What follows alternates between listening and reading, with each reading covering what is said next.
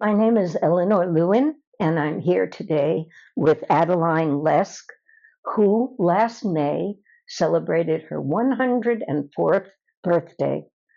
We are in her beautiful and very comfortable apartment in the Summit at Brighton, a senior living facility here in Brighton, New York. And I live here too. Thank you for visiting with us today. If I may, I'll start by asking how you feel about your age and the fuss people are making about you. Um, Actually, I am surprised at my age. Um, and I am thankful that I'm still able to do some of the things that I want to do during the day and be functional and think functionally. And about the people, well, I like being fussed over. Who doesn't? Who doesn't? I understand that you have relatives on a continuing visiting cycle. Yes, yeah. We have a large family. Um, I have my own children, grandchildren, and great grandchildren, and I've sort of inherited the children, the grandchildren, and great grandchildren from my sisters who have now passed away. So I'm sort of head of family at this point, and they keep coming. You are the matriarch. Yes. You were born in 1919, and your early school years were during a very difficult time, the Depression. Yes. Was it difficult for your family? Yes. My father had a butcher shop, which he continued to have during the Depression, but I know that things were rough. Um, Customers didn't pay their bills, and my mother would send my father out on a weekly basis to collect the bills. And I remember that we did take loans from what we called the fat man. Now, the fat man was not fat. He was the businessman who bought the leftover fat and bones and grizzles. I don't know to make what, but he was doing well. And if I may tell you about my husband's family, they were doing poorly. Both my husband and his brother quit school. One was in college, one was in high school, to get jobs to help support the family and finish school at night. And they both managed to finish college? Did they get through college? No, my husband never went to college. Oh, he never went to college. Never went. There was a run on banks, and you had mentioned a cousin who tried to go. Could you describe that? Yes. I had a cousin whose name was Addie. She worked in the garment industry, which many people that we lived around did. And she was building up a bank account, and she came one Saturday morning, the day she was off, and went to the bank and stood in line for the run on the banks, and was quite a bit upset. She couldn't take any of her money out. How did you end up at Evander Childs High School, which was a very special school and not close to your home? No, actually, in New York City, you were allowed to choose the high school you wanted to attend. If you were going to the special schools like Stuyvesant and music and art, you needed to take a test to qualify. But you could just choose the school, and none of the high schools were in local area for me. So I chose Evander because my cousin had gone and she had good reports. And that was it. I had to take 2 trolley cars or the Third Avenue elevator, which was a subway above ground, and change at some point for the 7th Avenue, but it was quite a long haul. When you looked out of the window from your high school, from the school that you attended, what did you see? I saw on an empty lot little, you can't call them houses, but boxes in which people were living because they had no place to live during the Depression. And later they called that Hooverville, blaming Hoover for the Depression. Your older sister, though, didn't fare as well as you did school-wise. Why was that? Well, she was 3 years older than I, and she was really at the height of the Depression when she started high school. And so she chose to study commercial courses so that she could get a job as soon as she got out. And she did. And I must say that she got paid $8 a week, and she had to work 5.5 days a week. And I know she regrets. And years later, she said, I should have gone. Right. But tell us about your job at Sears, which you got after graduation. After I graduated in February of 1940, I walked the employment agencies and eventually got a job with Sears, Roebuck and Company in Manhattan. I did statistical work dealing with ordering for the catalog. And I worked there. We were married in June of that year. And after a few years, the war broke out in 1941. And my husband's firm, which was making airplanes for the war effort, was moved to Philadelphia area. And so we moved, and Sears had a policy that they would place you in any one of their other offices, and they had many of them. How did you meet Norman? I actually met Norman in a swimming pool. I had seen him at the YMYWHA, and I knew who he was, but when, long story, try to make it shorter, I had to go to summer school because I changed my major to mathematics as a lower freshman. And so in the afternoons, I had a membership at a pool club. And he was working during the day, and he had a membership. So that's how it came out. We both loved the water. Yes, and continued to. And continued married. To. When were your children born? My daughter Judy was born in 1944.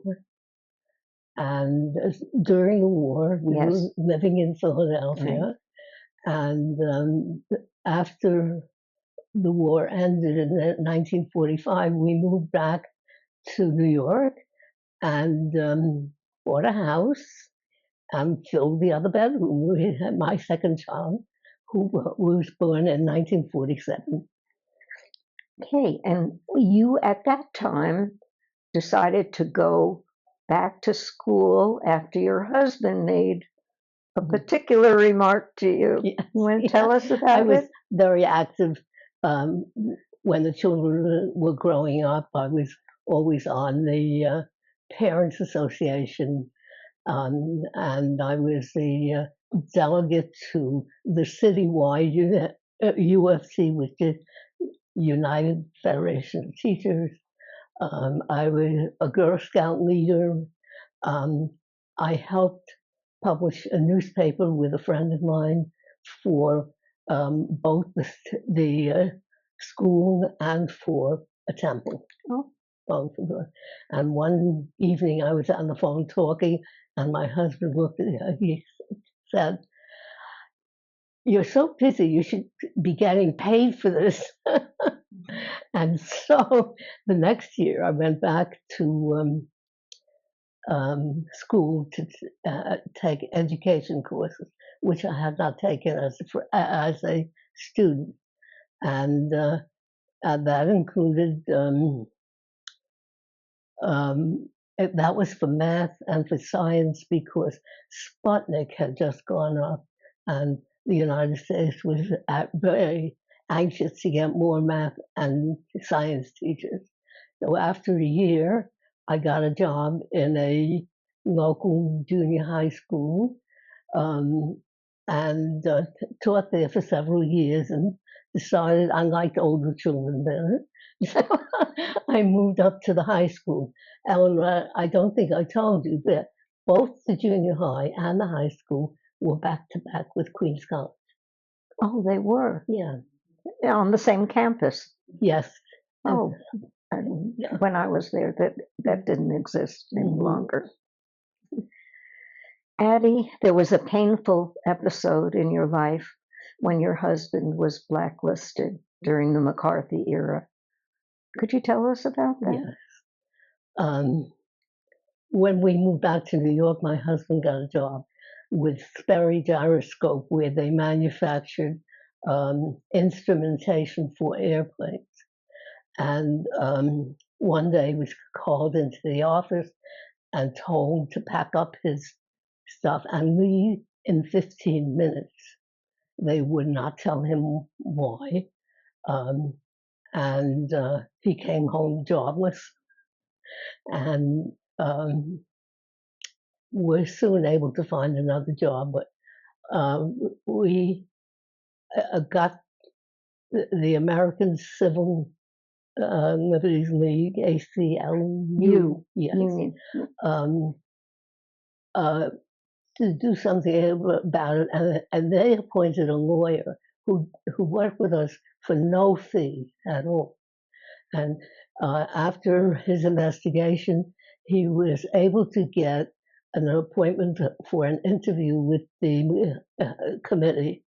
And he and my husband went down to Washington, and only then did they tell him what the reasons were for his losing his security clearance.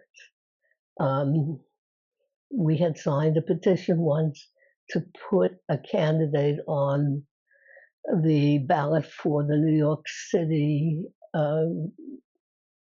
Senate or whatever they had, and they claimed that that candidate was a communist. And the other one was my husband had signed an application for a post office box for a friend of ours who had worked at RCA, also doing defense work. And he needed two people, and the other person was a communist, unbeknownst to us. And those are the reasons that he lost his security clearance. So there was a time when he had built something for the submarine. Oh, yes. In his career, he went from designing subway cars, farm machinery, and equipment for the metal industry, like copper, steel, aluminum, and that job with Treadwell and Corporation started to build an oxygen generator, which was a method of taking seawater and converting it to oxygen for the submarines. And at the time, my husband was working, every submarine in the Navy used that device. And he was in charge of the committee. And one day he needed to troubleshoot at Groton, Connecticut, where they were installing the machine. And my husband then told his boss that he couldn't go on because of the security clearing. And his boss said, "Oh, never mind, I'll write you." And he did. He wrote him a statement saying, "Let this man on," and he did get on to the company. So, in other words, at the hearings, he was not cleared. No, he was never cleared. And then in later years, when people began to apply again for clearance, he was reluctant to do so. He was working. He had his life. He had his life, and he could put it behind him. Yeah. Right. You came to the summit in 2015 when you were 96. How are you finding life here? My husband had died in 2006, and I continued to live alone in Connecticut, with one daughter living here in Rochester, the other daughter in Poughkeepsie, New York. And they gave me an option. They said, "Ma, you're 96. It's time to be near a child. And you have an option, Rochester or Poughkeepsie." And so I chose Rochester, not Poughkeepsie. And because I have a daughter here, a granddaughter here, 2 great-grandchildren here, and Rochester was more of a city that I thought I'd like. I could continue going to concerts at Eastman, to theater at Jiva. They had a museum with changing exhibits that I visited. Of course, now at this age, I'm not going as much, but my daughter makes sure that I know what's happening, and she'll get me there. Or the building provides this wonderful transportation. What kinds of activities have given you satisfaction? Okay. First of all, I love the swimming pool because I'm a swimmer. I joined the book club. I attended the poetry group, which eventually I took over and ran myself. I love the music concerts we have here from Eastman, and some of the other programs. We have wonderful speakers. And this is what I wrote, and I forgot to write a page for what. I took the meditation class, and I really found it to be very helpful. And I went for many years until Margaret left. But I still find myself doing a little bit of meditation. You know, she gave advice like, when you're sitting at the breakfast table, do the breathing thing. And I do. When you're falling asleep and having trouble falling asleep, do the meditation thing. And I do. That's enough. Okay. And what do you like best about being here? People. I find that the years that I lived alone, although I had friends and neighbors, and my sisters were still alive, so I had them. I really missed companionship. And so I came here, and every night I go to dinner. Sometimes I go to lunch. I meet people at the group activities, and that I think is the best. You left out short stories. Oh, I'm sorry. It's okay. You can cross that out. Yeah. No, not cross it. I love the short stories. Do you have a favorite decade or period in your life?